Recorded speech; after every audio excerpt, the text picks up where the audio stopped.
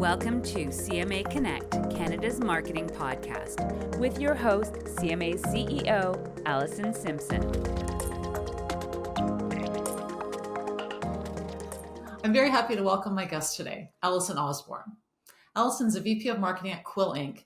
and the most recent winner of our prestigious CMA Achievement in Marketing Award. This award honors a rising star who has shown outstanding performance and promise in the marketing profession early in their career.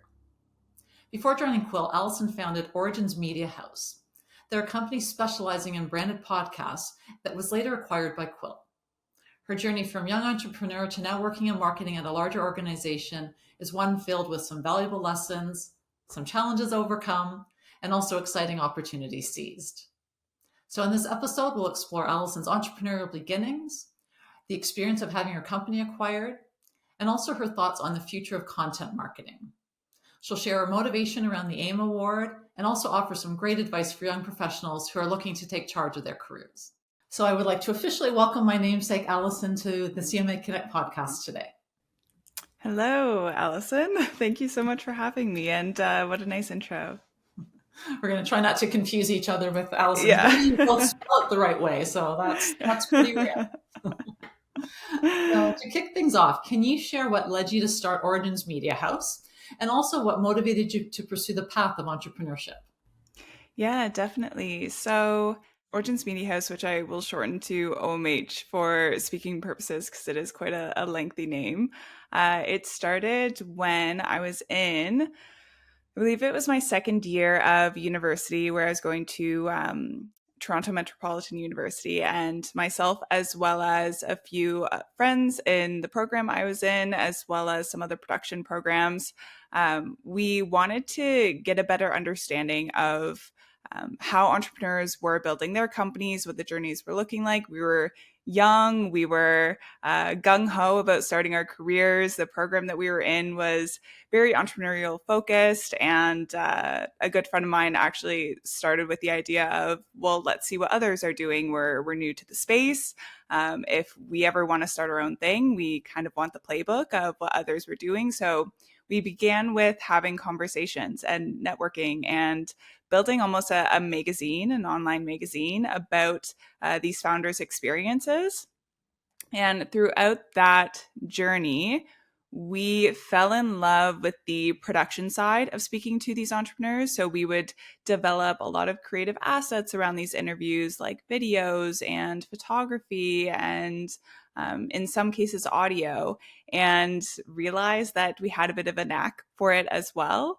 And from there, a lot of the founders and startups that we were speaking to were looking for production work themselves. And it was kind of a natural partnership from that point forward of we were able to almost use our magazine as a lead generation piece to then get clients to do the production work for.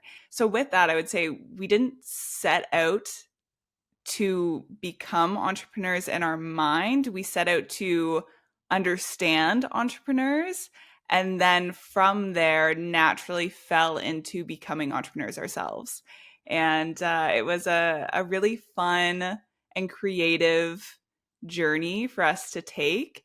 And I enjoyed that we kind of had these building blocks and knowledge to use of what we had learned from who we were speaking to then apply to our own company. I love that you started this almost as a school project and really taught yourself about entrepreneurship and then decided this is a pretty cool path, I'm going to pursue it. And to do that with a couple of people that you had gone to school with is an amazing experience. I've also been an entrepreneur, and there's so much to love about it. I will absolutely describe it as sort of a real world way to get your MBA. Mm-hmm. It also comes with challenges. So I'd love to hear some of the challenges that you and your colleagues overcame. Yeah, I would say a couple challenges and hard lessons. We were obviously very young, so we didn't have years of career experience prior to lean back on as knowledge when we would hit some more difficult situations or decisions to be made. So we failed fast and learned quickly. And mistakes that we made were things like the importance of lawyers when it comes to contracts and things like that. And some of those mistakes cost a lot of money and really hurt. But we learned from them. And I think because we were, again, so young and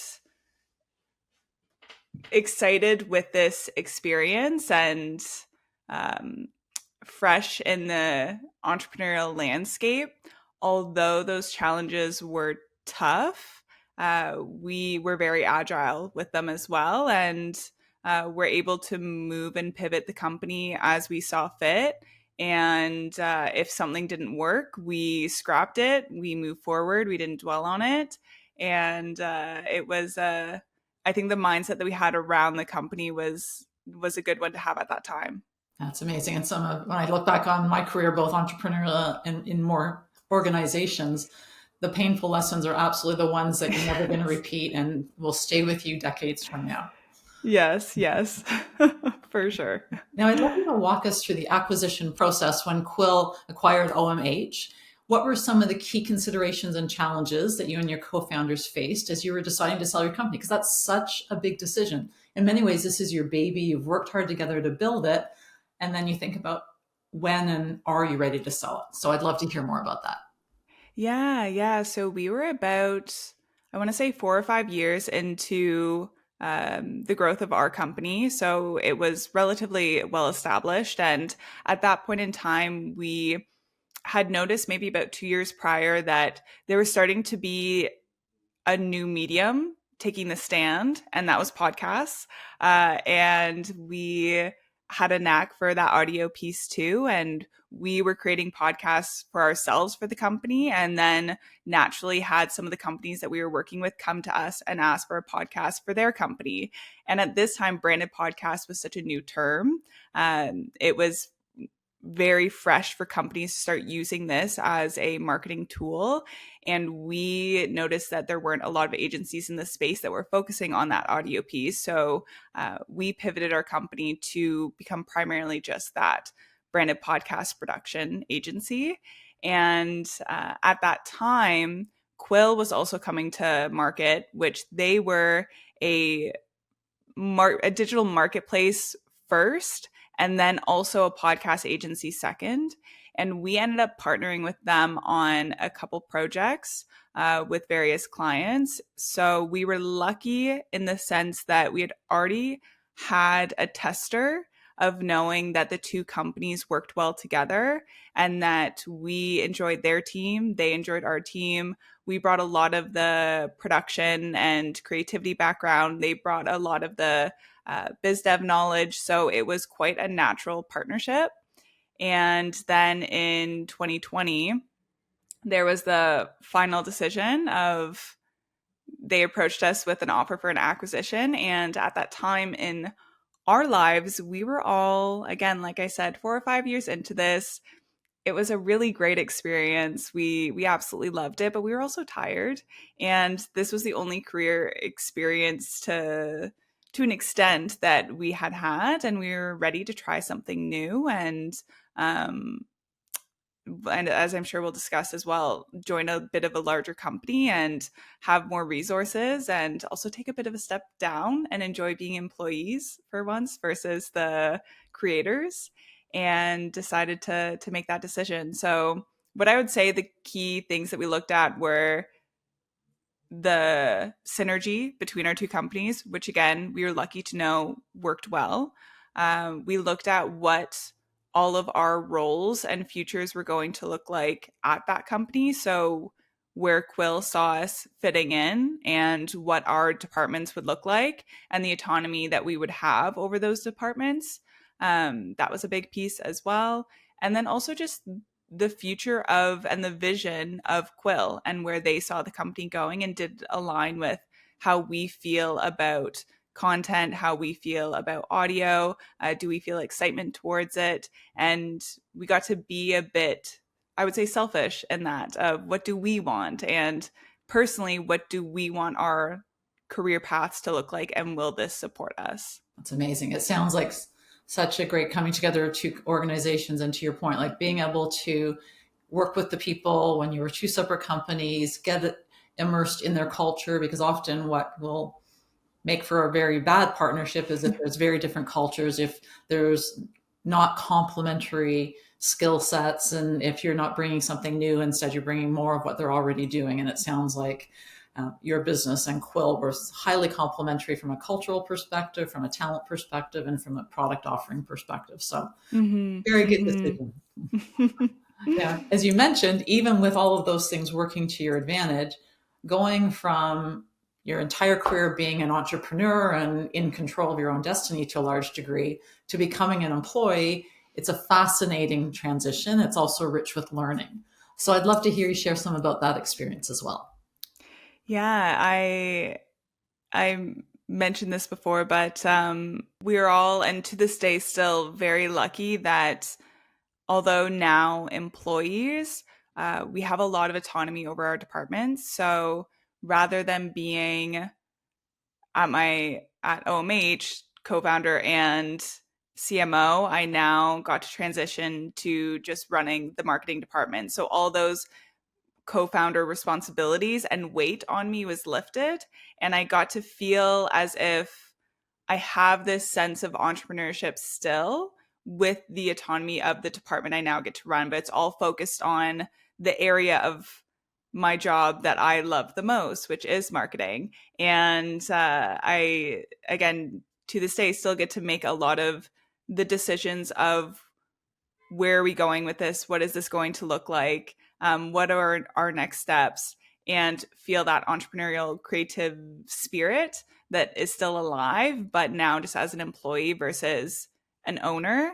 And of course, it was an adjustment for myself as well as my co-founders, and also an adjustment for the team members that we carried along with us through the acquisition too.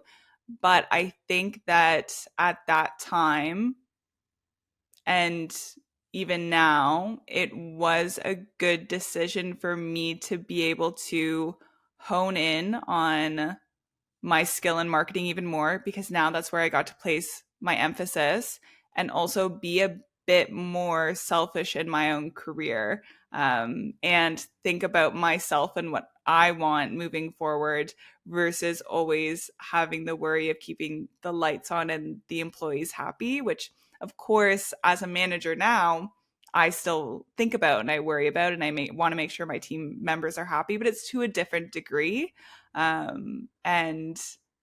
And yeah, so I would say it was an interesting transition, but a good one. Yeah, and to your point, you get to focus on the part of the job you love, and that weight I can totally relate to. Even when you said the word weight, there was a heavy. Yes. That's real. Like you're not just worried about paying your rent and your mortgage and your bills. You're worried about everyone that's working for you. You feel an accountability for making sure the business is solid and thriving, so that they also have that security. So I can totally relate to that weight being released and really being able to focus. Now, you also called out, like, this is a big decision for you and your co-founders. It's also a bit scary for the team at your organization who are now going to become part of a new organization. So how did you help get them comfortable through the process? Yeah, I think that the early on partnerships that we had with Quill from the beginning helped for sure, because now the team was familiar with the name. They were familiar with the leaders of the company, with the other types of team members that we would be working with. So that wasn't a surprise. I also think that because we were doing the same thing, it wasn't that they had to change the tasks that they were doing and even the types of companies that they were working with. It was just going to be under a new name and with a bigger team with more resources. So, of course, we had sit down conversations with our team, and for some of them that were primarily contractors versus full time, decided not to come along with the acquisition, and we had conversations with those, and that's okay. But for the team members that did decide to follow through with the acquisition as well, I think that because it was just such a natural partnership, it wasn't as big of a friction point because they got to do what they were doing under OMH anyways. Yeah, so much about change is the unknown. And to your point, because you had a chance to work together as two teams coming together with a shared purpose, that takes a lot of the unknown and the fear out of it for sure. Yeah, exactly. Now, you've mentioned a couple of times being selfish about your career, and I don't think you're being selfish about your career at all. I think what you're doing is managing your career. So I'd love to hear how the acquisition and your new role at Quill has opened new opportunities for your career growth. Yeah. Um, in many ways, the first I would say is they have dedicated a lot of resources into team members for our own personal growth in our careers. For example, I worked with a growth marketing advisor for about a year, and I credit him to a lot of my perspective on growth, falling in love with data marketing, and that piece of the puzzle. Whereas previously I was very much more content focused, branding focused, didn't have that knack for the data piece, the data and growth, and even product marketing piece. And he really honed that skill with me.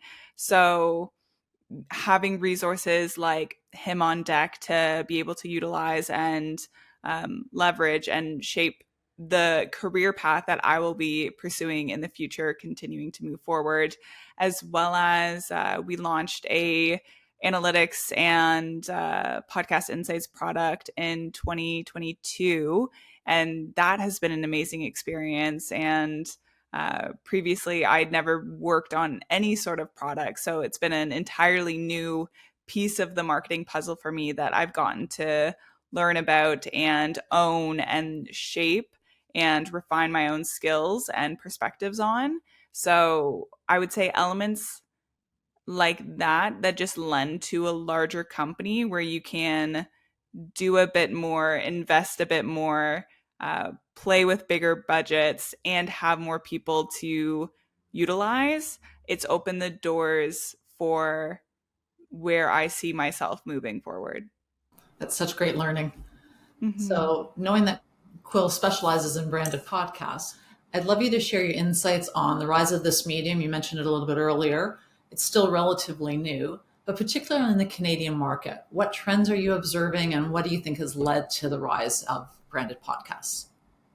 Yeah, I think that it's a pretty common opinion that typically the Canadian market is quite a bit behind the US market when it comes to a variety of things, including media. And we felt that for sure over the past few years. And I would say it's been relatively recently that we're feeling a lot of growth and a lot of investment in the Canadian market when it comes to branded podcasts in particular.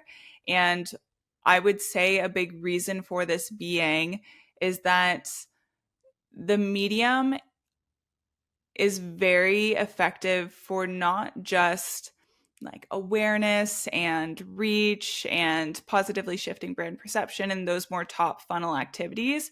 But I think that it does a great job at humanizing a brand because it's not common, especially for larger organizations, for customers to see the people behind the brand. And podcasts do that really well of giving a voice and a face and a personality to a company. And I think that piece of the puzzle is really powerful and what brands are leveraging the most. And from there, I think that it forms a relatively deep and strong connection between brand and listener. But I will say that this means producing a piece of content that is actually valuable to the listener, that is something they would want to listen to for 30 plus minutes, and not a extended infomercial for your company, because I don't want to listen to that, you don't want to listen to that, and no other listener will want to listen to that. So there's quite a fine line when it comes to branded podcasts of, yes, it's by a brand, but it's not the content that your brand wants to create. It's the content that the audience actually wants to listen to, which there are some doing really well in the space. For example, within the Canadian market. Sick Kids Hospital has an amazing podcast called Sick Kids Versus, and they take listeners to the front line of the fight for child health. And you hear from doctors, hear from family members. It's a beautifully edited podcast. And another one is even the Team Canada with the Canadian Olympics. They put out a podcast called Momentum this year, hearing from female athletes that were preparing for the Olympics, which was a really cool podcast as well. So I think we're seeing more shows come to market and more brands get creative with the type of content that they're producing. Those are great examples. And in an age where authenticity and consumers' desire to call BS on brands that aren't being truly themselves is at an all-time high, podcasts really do create a great opportunity to have a very open and honest conversation. When they're well done, there's an intimacy to it that you can't get in other marketing and media vehicles that can be incredibly powerful. Mm-hmm. I completely agree. And I think that they're not to be slept on. They're a really impactful medium. And even with the clients that we are working with, we see benefits beyond what we all set out for when producing the podcast, and even things with the guests that they invite onto the show, the relationships and partnerships that they get to build from there, the feedback that they get from audiences of how it's helped them throughout their own careers or change their mindset when it comes to a certain industry or topic. It's a really impactful content form, and I'm excited to see more Canadian brands start using it. So looking ahead to 2025, which is shockingly a few short weeks away, what shifts and trends do you anticipate we'll broaden the conversation, in content creation and marketing? And then what recommendations would you give to marketers who are listening to effectively navigate these changes? Yeah, this feels like a very generic answer, but I think it's still so important. And of course, as a content agency, we're going to say this, but content, I think that content is so important. And if you don't have a strong content strategy, then you're going to be left behind, whether that involves podcasts or not. And with the rise of AI, I think we're seeing more content than ever before, but less content that's punching through the noise. And I think that's where the sweet spot is not saying to not use AI in any capacity, but more so focusing on creating content that is well researched, is focused on thought leadership, is taking a unique perspective, is showcasing your brand's true opinions and ideas, and is just something different than what we see out there that feels very repetitive and cookie cutter. So I think in 2025, we're going to see more brands getting creative with how they produce content. And of course, we're a podcast agency, so I primarily have podcast examples in my head. But for example, another agency produced a really cool podcast called Murder in HR, and it was for an HR software, and they made a full, almost true crime style fiction series about a assassin, I believe, that was in an HR department and had to uncover like who was committing these murders. I don't know the exact storyline, but it was a really cool idea and something that I don't think we see typically in B2B marketing, especially. So I think we're going to see more of that, of content that stands out, that catches attention, and that goes a bit against the grain. That's a great example. I'm definitely intrigued to find out, especially HR would be of all the departments, the place where you would expect them to be the most adhering of standards. And the fact that they created a murder mystery podcast is a very intriguing example. So thanks for sharing that. Yeah, of course. Now, Alison, you nominated yourself for the AIM Award. So I'd love for you to share what motivated you to put yourself forward for this recognition. I also want to applaud you for that, because Thank you. So few marketers of any age, especially that are newer in their or earlier in their profession, and certainly women we don't tend to raise our hand and say, you know what, I deserve this. I am going to nominate myself. So huge kudos to you for doing that. And I'd love you to share your story on why you decided to do that. And what advice would you give to other young professionals, particularly women, who may hesitate to seize such opportunities? Yeah, I thank you first of all. And I think that myself, as so many people in their careers, of course, struggle with imposter syndrome to some extent and capacity. And I think for myself to overcome that, I really hone in on a practice of taking a step back and observing my career at large. Or even if that's too large to look at, even the past quarter, or 6 months, or year, and taking stock of what I have done, what I've supported other people in achieving, and where I plan on heading. And with that, it's helped me to feel more confident in my own role and also my future of knowing if I manage to get here, I'm excited for what the next X years will look like. And even to put that into practice, something that I've started doing that has helped and I recommend for others to do as well is usually if I can do it on a weekly basis, typically does not end up being this, maybe a monthly basis. I try to make a list of just the highlights of the month of these are the key things that I achieved, or again, I supported someone else in achieving.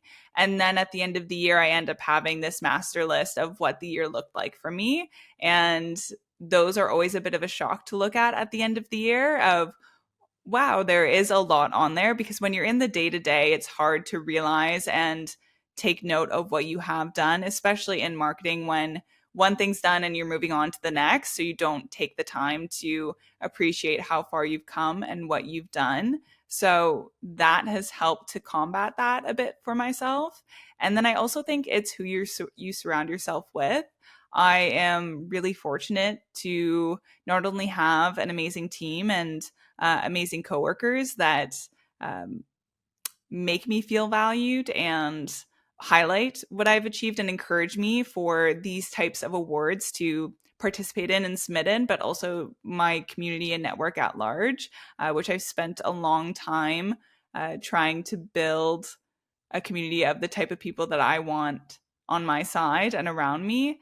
They have been a huge help to further my career, to hone in on the direction I would want to go in, and to make me feel confident when it comes to these types of awards. That's outstanding advice. I really like the monthly highlights in particular, because even like no matter how much we all love our jobs, there are days and sometimes weeks where it's really not a lot of fun. So to be able to go back to that list and remind yourself of what you're capable of and what you've accomplished would be incredibly rewarding. So well done. Yeah, I recommend it. It sometimes is hard to get myself to do, or even you forget, because if you're doing it on a monthly basis, a lot happens in a month, but I do recommend trying to do it. That's great. Well, if you're not doing it on a monthly basis, and at the end of the year, you're trying to think about Yeah. what did I accomplish? It's really tough to do. So I would love to close off by having you share one piece of advice for our listeners, knowing that we're primarily marketers tuning in today. As people are thinking about the Christmas holidays and Hanukkah and then kicking off 2025, what advice would you give them to set themselves up for a really spectacular 2025? My advice would be to be really curious in 2025. I think there are so many new ways to use content, new platforms out there, new companies on the rise. And I think when we lose curiosity, especially as marketers, we risk becoming stagnant. And that curiosity piece is what drives myself and drives my own creativity. And I think that's something we can all have a little bit more of. Alison, I have thoroughly enjoyed this conversation. I am very proud to share my name with you. And you're such a deserving recipient of our 2024 CMA AIM Award. So congratulations again. Thank you so much. And thank you for this call as well. It was a great chat.